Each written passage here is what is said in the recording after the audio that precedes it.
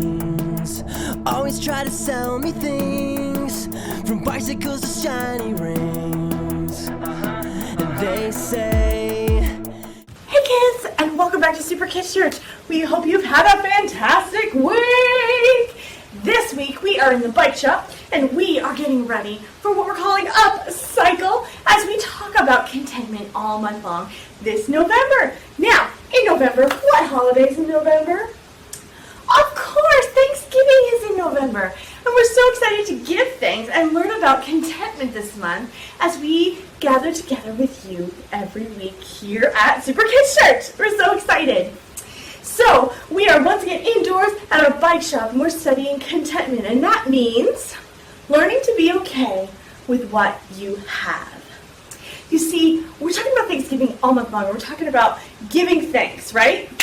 And giving thanks, one of the ways we give thanks, okay, is by being content with what we have, right? Learning to be okay with what we have. Now, understanding that contentment means it's okay to still want things, but it's not okay to get mad when we don't get it. Being content is wanting things, we could want things, but giving thanks for the things that we have, right? Giving thanks and being thankful and okay with what we have. And all month long we're talking about upcycling and making it new, right? So last week we talked about bikes, right?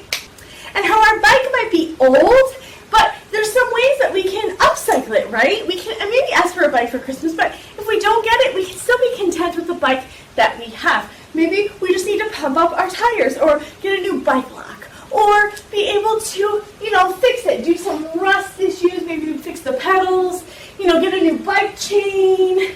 But there's things that we can do to upcycle our bike to make it new again, right? Make it new to us.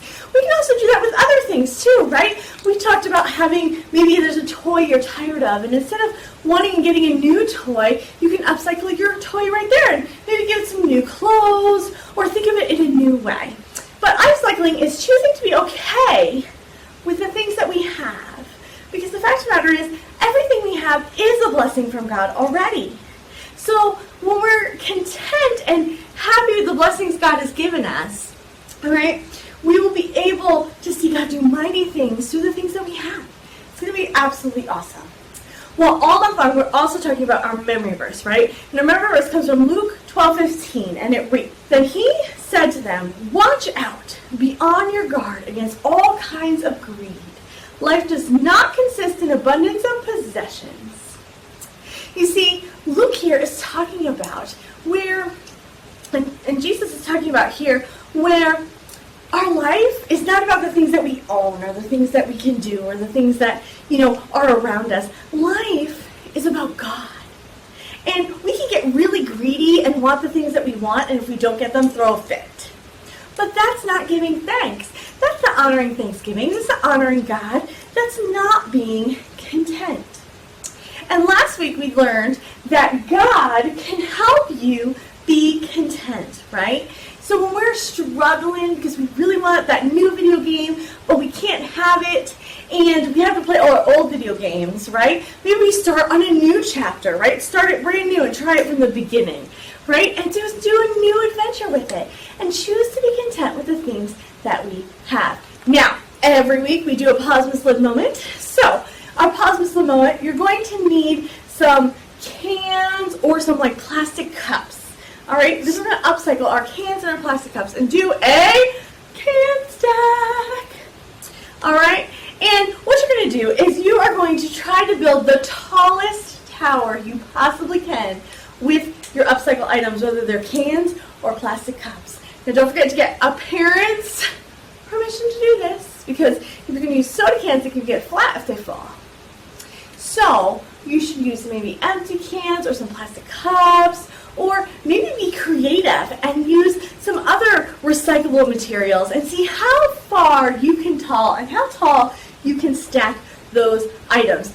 And when you pause this live, you can set a timer, maybe 1 minute, maybe 5 minutes. 5 minutes is probably the best, right? And see how tall you can make it. And then throughout the week this week, try again and see if you can make it taller without a time limit, or maybe working together, all right? So, Ms. Lowe's going to pause, and I'm going to have you do your cup stacking. And if you don't have time to do it, that's okay. Just keep watching this video, and I'll remind you about it at the end of Kids Church today. Are you ready? So pause, Ms. Liv. In 3, 2, 1, pause and slip.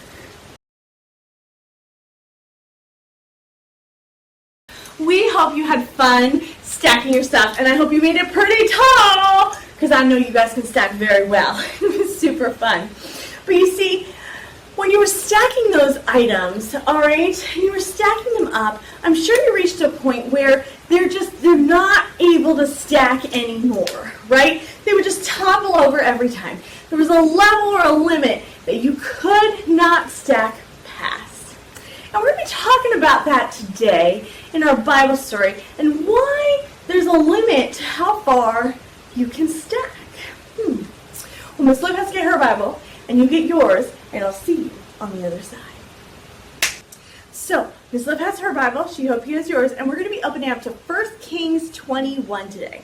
And while you open up your Bibles, Miss Liv always has to give the backstory, right? So our backstory today is talking about the Israelites, okay, in the kingdom of Israel.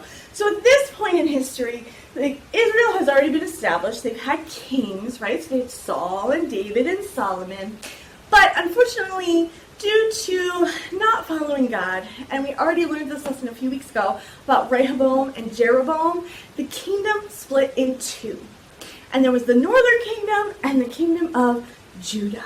And today our story is in the northern kingdom. Now, both kingdoms had 20 kings each during their stint in the Bible. And sadly, in the northern kingdom, all 20 of them were bad apples. Okay? None of them followed God. Now, in the southern kingdom, there were 8 good ones and 12 bad ones. But we're in the northern kingdom today, so all 20 of them were bad. And we're going to talk about a king today called King Ahab. Now, Ahab was one of the worst kings there was. Now, there was one king worse than him, but he was worse than all the kings that had come before him. He had no intention of following God at all. He wanted to follow all these false gods. He had married a queen that had introduced him to all these false gods, and she was not interested in the one true God either. And they ruled their kingdom that way. So it was Ahab and Jezebel was the king and the queen of this time. Now, during this time was also the time of Elijah. Do you remember listening to some of the stories about Elijah? Do you remember the one where he took on the prophets of Baal? And he demanded them to try to get their God to send fire, and their God sent nothing because it was a false God. But our God, the one true God, brought down crazy fire from heaven. That's the Elijah that we're talking about today. And in fact, the story happens right after that story with Elijah. And we're going to be talking about today really what it means to not be content, what not to do. All right, so King Ahab is our what not to do, our example not to follow, but to do the opposite. So our story is going to begin today after Elijah has already taken on the prophets of Baal and proven that our God is the one true God.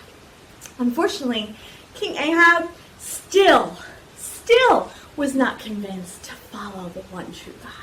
And so he gets himself into a little pickle again, all right? So we're going to dive into our story, and we're going to go to 1 Kings 21 today, all right? And here we go. So at this point, King Ahab, okay, thought he had everything he could possibly want. I mean, he was the king.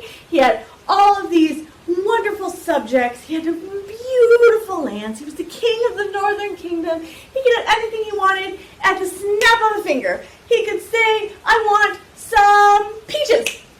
He could say, I want some grapes. And he would get them. He was prone to never hear the word no. Now, do you guys like to hear the word no? No is kind of a hard word to hear because we want to do what we want to do. But then our parents say that no, and sometimes we get a little angry and upset over it, don't we? You see, no, though, is actually a good word. It's not a bad word. No is an answer that protects us. No is an answer that shows us that, we need to be content with what we have. And shows us contentment. And shows us to be happy and see the joy in what God has already given us versus demanding more and more and more and more and more. But Ahab certainly thought he had everything that he possibly wanted until one day. One day, King Ahab was just walking along, and he saw a beautiful vineyard. Now, looking at this beautiful vineyard, he was like, whoa, this land is so beautiful, so fertile. You know what? I want this land. I want this land for me. It's so close to my castle. I don't know how I haven't seen it before. It's so beautiful. It makes beautiful grapes. And you know what? I wanted to make a garden for me because the soil is so fertile. I'm sure since it makes such great grapes, it'll also make great zucchini and some great tomatoes and all of those things. So we wanted to make it a garden.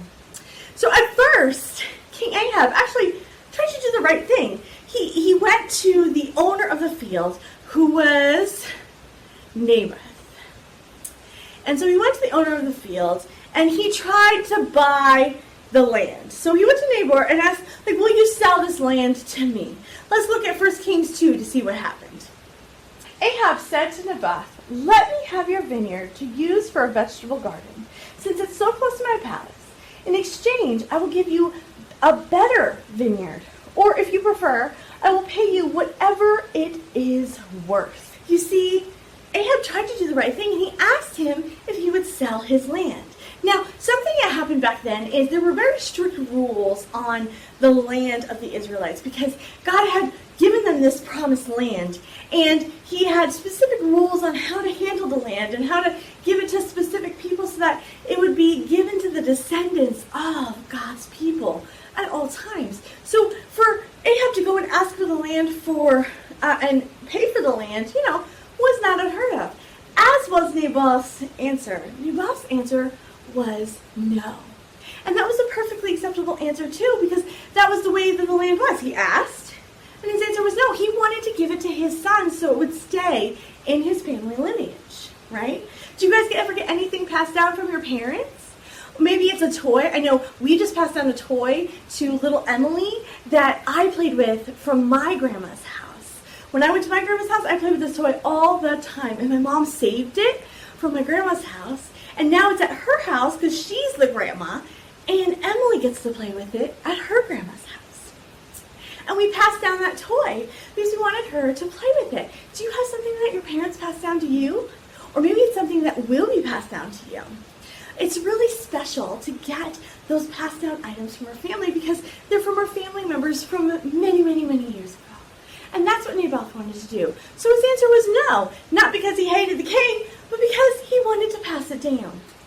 Well, unfortunately, here's where it turns into what not to do. King Ahab, who was so used to getting the answer yes, decided that he was going to have a little hissy fit. He was going to throw a tantrum because he didn't get what he wanted. And you see, he threw a tantrum and he went back to his palace and he threw himself on his bed and he started to have a tantrum and was super upset because he didn't get the land he wanted. Does that sound familiar? Do we sometimes throw tantrums? Well, let's see what happens. So King Ahab throws this tantrum, and Jezebel, his queen, his bride, his wife, comes in and sees him and is like, what's going on with you? In fact, she's a little irritated. Let's see what the Bible says she says. We're going to 1 Kings 21:7, and it reads, Jezebel, his wife, said, "Is this how you act as king over Israel? Get up and eat. Cheer up. I'll get you the vineyard of Naboth, the Jezreelite." So Jezebel comes in. She's like, I'm going to fix your problem. Now, sometimes this type of encouragement is needed for get us snapped out of our little tantrum. But unfortunately, this is not the case with Jezebel. Jezebel was just irritated that he was throwing a tantrum, and she was going to go get what he wanted to tell him the yes so he wouldn't do a tantrum again. Now, that's not the way to handle a tantrum. Handling a tantrum, understanding that no means no, and that's okay. That's part of contentment. But let's see what Jezebel does. So Jezebel gets up and she writes 3 letters. So as King Ahab is eating, she writes 3 letters, and she gives specific instructions to these people to see and get the land that King Ahab wants. So let's read them and see what happens. So her first letter can be found in 1 Kings 21, verse 9, and it reads, "Proclaim a day of fasting and seat Naboth in a prominent place among the people. Wow, that's actually kind of a nice thing. She's like, hey, let's give Naboth some good recognition for all of the things that he's done, right? That doesn't seem too bad, right? Maybe Jezebel's on a good path here. What do you think? I don't know.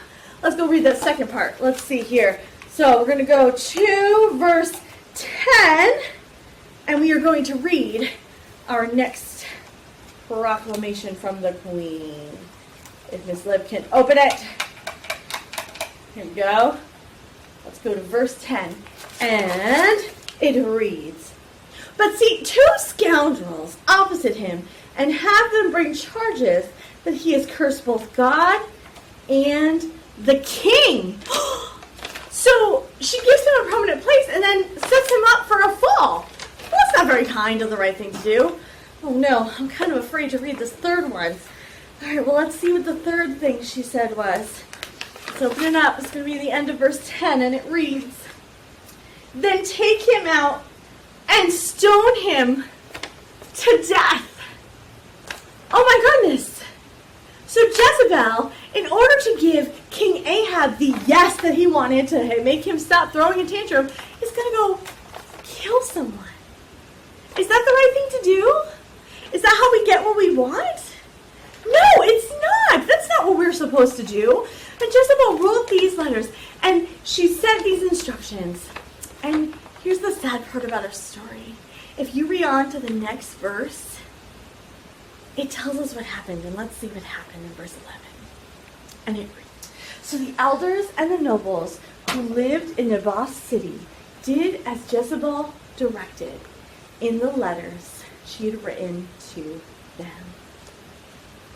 Sadly, they went and they actually did what Jezebel asked, which means Naboth died. And because Naboth died, and in the way he died, and he was disgraced by a lie that Jezebel had said, the king could come in and sweep up his land. And he took the land for himself. So Jezebel was so delighted by what she did. She ran to King Ahab, and she said, "Here, I've gotten you the land." And King Ahab was so excited about it that he went ahead and he took care of the land. He was like, "Sweet, let's go make it a garden." And he took the land. Now, do you think that was the good thing to do? No, right? That's not what God intended. That's not what was right and true. So, while all of this is happening, God sees it, right? Because God sees everything. He knows exactly what's going on. All right? God sees everything. And God sends a message to Elijah. Oh. All right, and we're going to read our message in 1 Kings 21, 18, and 19. Let's see God's message to Elijah. And it reads, "Go down to meet Ahab, king of Israel, who rules in Samaria. He is now in Naboth's vineyard, where he has gone to take possession of it. Say to him, this is what the Lord says. Have you not murdered a man and seized his property?" God saw what he had done and what Jezebel had done, and he was going to call him out and be like, what? You didn't do the right thing. And he sends Elijah to go. Now, at this point, Elijah's already in the doghouse with King Ahab after the Baal incident, right, where God showed up with his fire. But you see, Elijah loves God and knows that God's going to take care of him and chooses to do the right thing, and he goes to talk to King Ahab. And the Bible tells us he goes and he talks to King Ahab, and he brings him this message from God, and King Ahab sees the error of his ways. And actually, for once, because fire from heaven didn't do it, for once he listens, and he actually mourns for the action that he did. He's actually sorry for the bad action he did. And the Bible tells us he tore off his clothes and wore burlap, which was a sign of mourning, a sign of sadness. Because he had seen what he had done.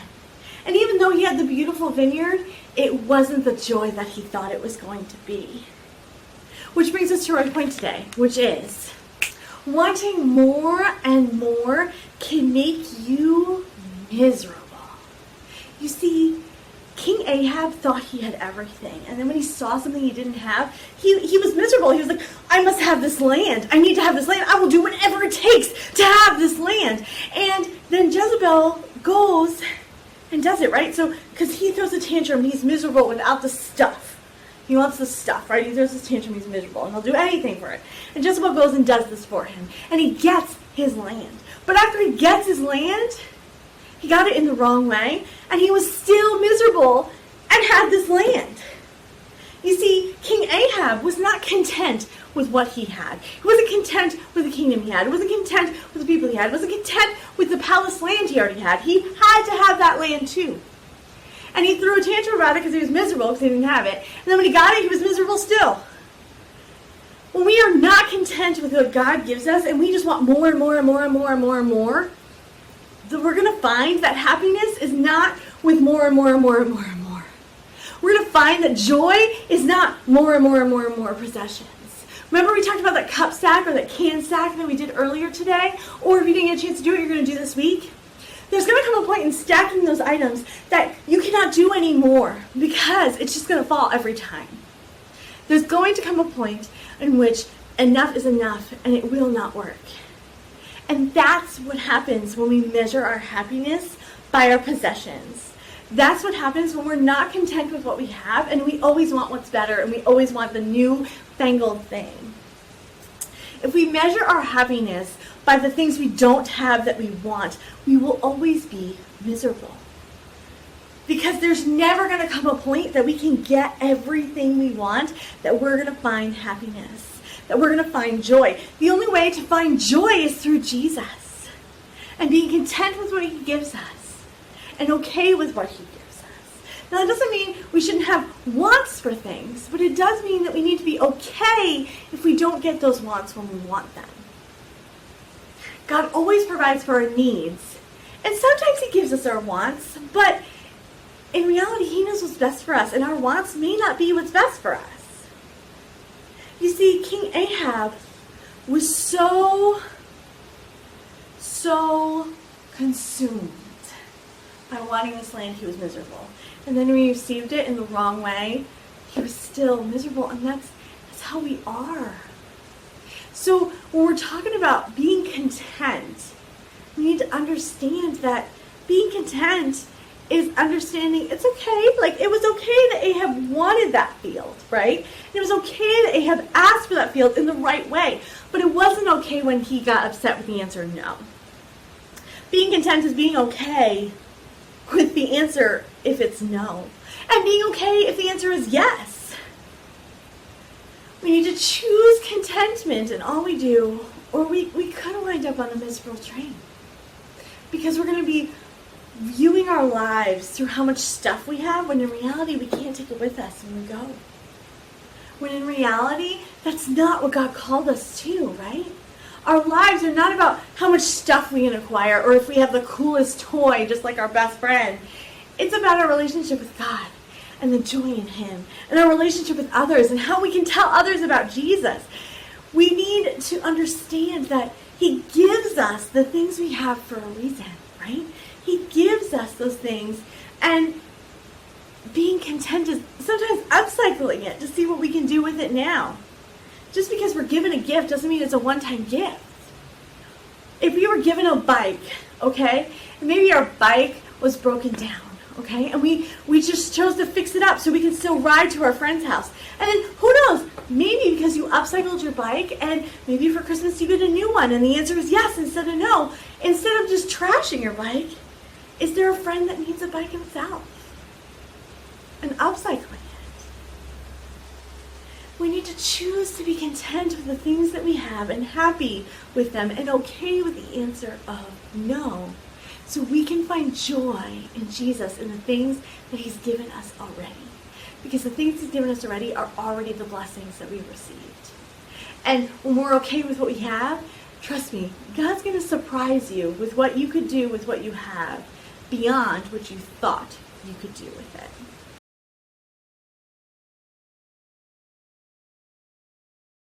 Which brings us to what you can do this week. All right, well, this week it is Operation Christmas Child Week, all right? So don't forget, you can do an Operation Christmas Child box. You can stop by Life Chapel and grab one, okay? They're technically due this Sunday, but you can also drop them off at a collections box as well this whole week, okay? They're really not due until Friday. But if you get them to me by this Sunday or Monday at the Life Chapel office, I can get them there for you. Or if you don't have time to do that or get them for Life Chapel, or maybe you live in a different state, okay, you can go to the Operation Christmas Child website and you can actually pack a box online. And I believe the boxes online are $35, okay? And you can pack a box right from your computer for a kid across the world. We're talking about upcycling and giving thanks and being okay with what we have. And we're choosing to give things to those all around the world for Christmas so that they can learn and they can see the joy of Jesus through your gift. Who knows, maybe there's something God's telling you to put in here that's maybe lightly used in order to bless a kid and give them memories. Your upcycling is something you don't use or you barely use to bless somebody else with it. That's one way to upcycle it. So don't forget, Operation Christmas Child is going on right now. And don't forget, this week is your last week to pack some boxes. So don't forget to do that so we can bless some kids across the world. Because it may be for Christmas, but we do it at Thanksgiving so that it can get there by Christmas, okay? So if you have any questions about that, don't forget to go to info@lifechapelonline.com and email me your questions, and I'll help you out with a parent, okay? Now, some other things you can do this week as we talk about upcycling is do your stack thing again and see how high you can make it. Maybe work together on it and see how high you can make it until it reaches this point, like our story where we're miserable, where it just will not stand anymore. Because you can't always reach perfection, right? But Jesus is perfection. So go ahead and do your cup or can stacking game this week with your family. There's also some things you can go to at lifechapelonline.com/kids where you can download our parent queue, our kids devotionals, check out the 252 video of our lesson this week, get this video, and our YouTube playlist for some worship. All right, but you can also download our downloadable activities. We're going to be able to find some, they're Naboth and King Ahab things you can put around plastic bottles and go bowling with them. Have some bowling, like a domino effect. All right, and make some bowling pins of your own using them and think about the story about the two of them, right? Or you can have a jump competition, all right, or a jump off and see how long you can keep jumping. It's kind of like a cup stack game where you're going to keep jumping and count how many jumps that you can do until you just simply cannot do anymore. There's going to come a point where you just cannot jump one more jump and see how far you can get and see who in your family can go the farthest. I wonder if some adults are not going to be able to jump as much as you. All right, and have a competition about that. And while we're doing it, remember that sometimes when we look at life, we're like, it's just one more jump, one more thing, and then I'll be happy. I just need one more video game, and then I'll be happy. And understand that it's not just one more. We need to choose to be content with what we have and seek Jesus to find true happiness and joy in our lives. But have some fun jumping as well together with your family this week as well. All right. Once again, don't forget to go to lifechapelonline.com/kids to download all of our stuff. Check out the 252 video. And Miss Liv's going to pray, and we cannot wait to see you here next week as we continue to upcycle and talk about contentment this month. And you'll see what happens next week. All right. So Miss Liv's going to pray, and I'll see you next week. Okay, guys? All right, dear Jesus, and thank you so much for today. I thank you for this time that we've had together to talk about contentment and to learn to lean on you for joy instead of the things of this world. I pray that you help us to be not like King Ahab, where we just want the next best thing, the beautiful vineyard, or whatever's next for us. Instead, we choose to be happy with what God has already given us, what you've already given us, Lord. And help us to be content in what we have and find joy and peace in the things that you've already blessed us with, Lord. And help us to give thanks for those things as we get ready for Thanksgiving this month together, Lord. Pray a special blessing over each and every kid watching this and their families, and pray a special blessing over every Operation Christmas Child box. that's going out, that you would bless kids all across the world, and they would come to know you and the joy in you this Christmas season. Once again, I pray a special blessing and keep us safe this week so we can come back and talk about you again next week. We thank you, Jesus. Amen. It's been so fun having you with us. Can't wait till next week. See you then. Bye. Everything I've got is all I need. You take